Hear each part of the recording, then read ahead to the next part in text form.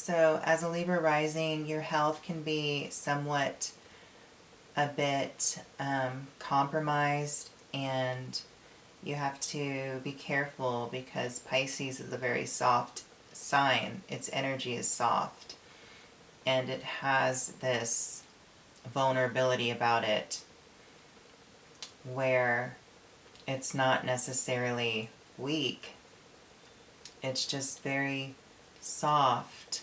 So you should just be aware that you might need to take precautionary measures regarding your health, and just kind of pull back from something that may seem too forceful on your aura. That way it doesn't affect your health here. And also with Pisces ruling over your 6th house, you're going to have to get grounded when it comes to different health regimes. And because Pisces, the energy can be very fluctuating and not grounded. So in order to, sustain good health with Pisces ruling over your 6th house, you just, meditation would be good, having time alone to take hikes through the wilderness or get close to a body of water, or a nice bubble bath with essential oils. Things that calm the nervous system down will be very great in order to kind of, refresh your own energy here with Pisces ruling over your 6th house. And also you have to ground with your schedule, and you're going to really feel the need to kind of go off of intuition and of feeling your way through your mundane, monotonous kind of day-to-day schedule here, and just taking care of the routine things like trips to the grocery store, trips to the mall, or running errands. It's going to have this Piscean vibe to it, so you can possibly get some meditation done with doing some of these routine things throughout the week, and you can definitely get some insight or downloads or messages from spirit, or you can channel during those times, which the 6th house ruling your schedule, you're probably, as a Libra, channeling all the time, which makes you quite the intuitive kind of persona here. So also with 7th house being ruled by Aries, which is your descendant, this is where you connect with people that are very self-driven and selfish in a way where they're just all about themselves, very childlike and innocent. However, but it's kind of the me sign, Aries. It's I am. And this is where you find your balance, because you're able to be more persistent yourself with this opposition, and this opposition learns quite a great deal from you as well. However, you're going to attract people that really are brash, that stand out in a crowd because they're so confident and loud, and they're going to be the first ones in and the first ones out type of energy. And they're the ones that are going to make you feel protected.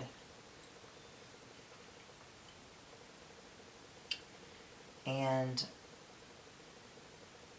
Also, with Aries ruling your 7th house, this is kind of your shadow side, of course, and this is what you could definitely be, or be mirrored back to you when you're in your sacred space at home, because it's your descendant here, and it's something that you're achieving to learn or to integrate within your own rising persona as a Libra.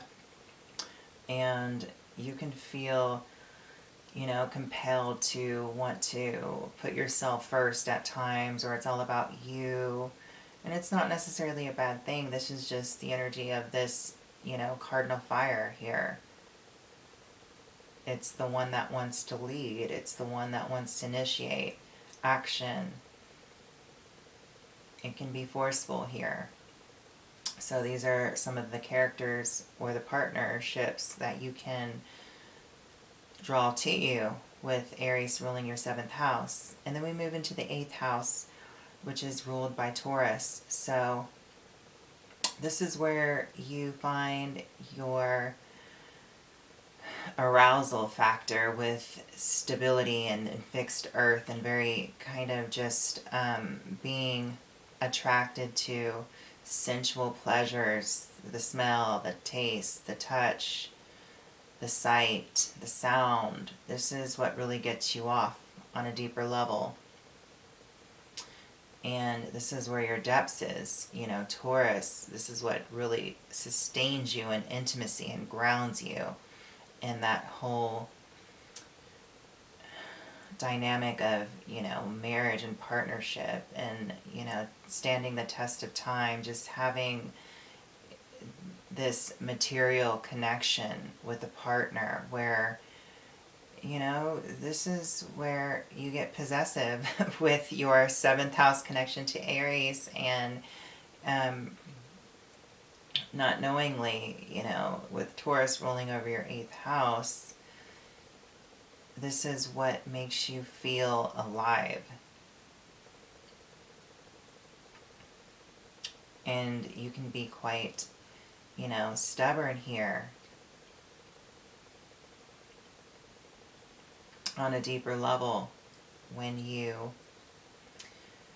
are in marriage for quite some time. You can develop this stubbornness.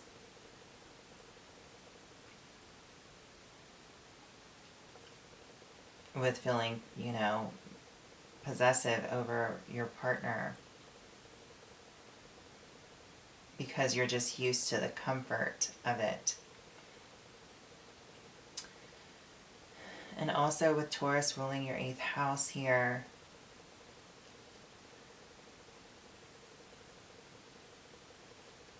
this is where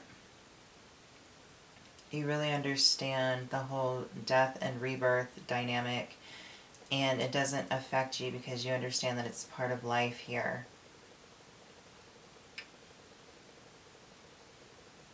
And it's just a cycle. Taurus gives you that, quality with fixed earth, that it's very much, you just understand that saying, twice a child and once an adult here, with Taurus ruling over your 8th house. There's a balance to life and the deeper mysteries of it.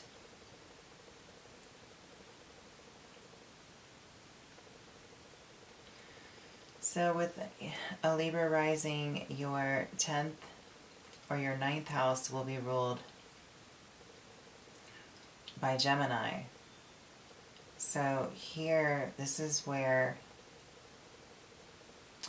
your communication and your ability to legislate gets really kicked up a notch. Gemini, is a very, quick moving, fast learning sign. It learns all the details first in order to branch off and obtain higher levels of information in order to correlate and broadcast and present the information in a very direct and palatable, useful manner that's easily understood, that's very tactful.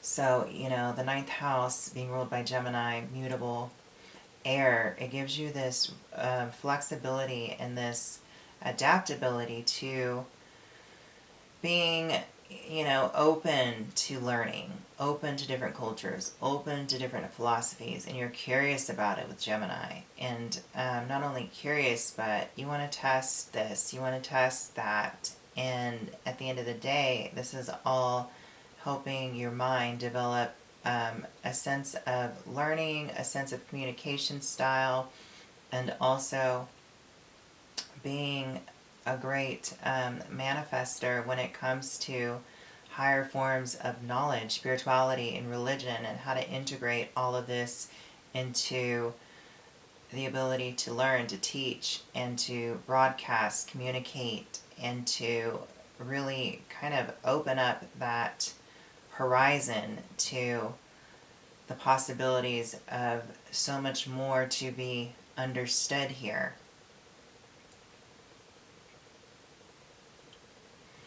And this is with Gemini ruling your ninth house.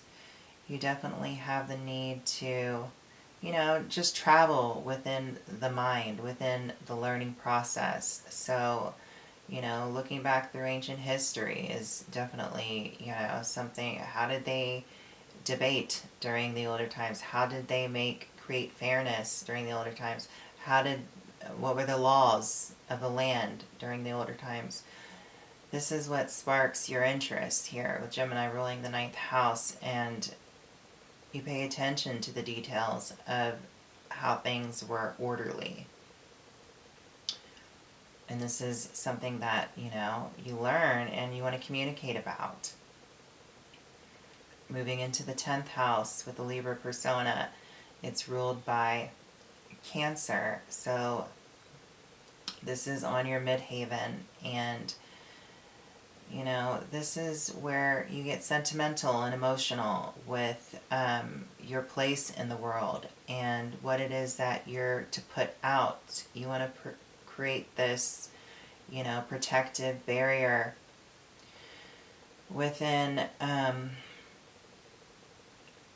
the world by, just using your emotional quality with Cancer cardinal water and initiating some sort of change by intuitively just feeling the needs of the people. So, your father could have been somewhat sentimental and had emotional intelligence, or had an emotional side where it helped you to almost get a feel of, the pain that can be caused by injustice and uncertainty. So this is where, having Cancer on your midhaven, you want to open up to the world and not back down, and use the ever-changing intuitive feel from the lunarian qualities of the moon cycles in order to help everyone get on the same page here emotionally and intuitively, so that we can all bring it back to, some sort of, basics to go off of, and know that we all have this need for nurturing and protection here, which makes Libra personas the ones to create the just in the world and create the fairness and the balance and bring that in. And they can do so with Cancer on their midhaven because they have that ability to tap into, emotion and that intuition to understand the nurturing side of life and how that is used to protect and be able to create balance by looking at both sides of the coin here. So moving to the 11th house as a Libra rising, your 11th house will be ruled by Leo. So this makes your humanitarian need to really be that strong leader that takes care of the masses, the people. There's a big obligation here with Leo fixed fire ruling over your 11th house, because not only is this, the house of wish fulfillment, desire, legacy, but it's also the humanitarian need to step up and do something on a global scale, mainstream. And, as a Libra rising, Leo ruling your 11th house here, this is where you need to create this world of diversity and break it down to the masses in a way where we embrace diversity. We embrace it for the human being. For the human being. With Leo fixed fire, wanting to self-express from a childlike presentation of innocence before it's being tainted by conditioning.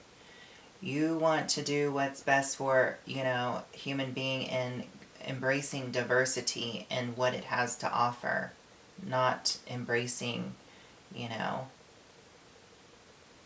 one side of masculinity or femininity or, commerce or, economy or marketing or consumerism. You want to embrace the diversity of humanity. 11th house, humanitarian need here. And Leo is all about authenticity here. So this is a message that you want to get across, because you know that with Leo ruling your 11th house, embracing diversity with humanity and, creating justice within the whole frameworks with societal constructs is a must in order to self-express and in order to sustain passion and to heal the heart of the masses here. And also, as a Libra persona here, your Libra rising ascendant, your 12th house will be ruled by Virgo. So definitely this is the karmic house, and it's like selfless service to others, Virgo, to clean, to purify, to take care of the needy, to organize, to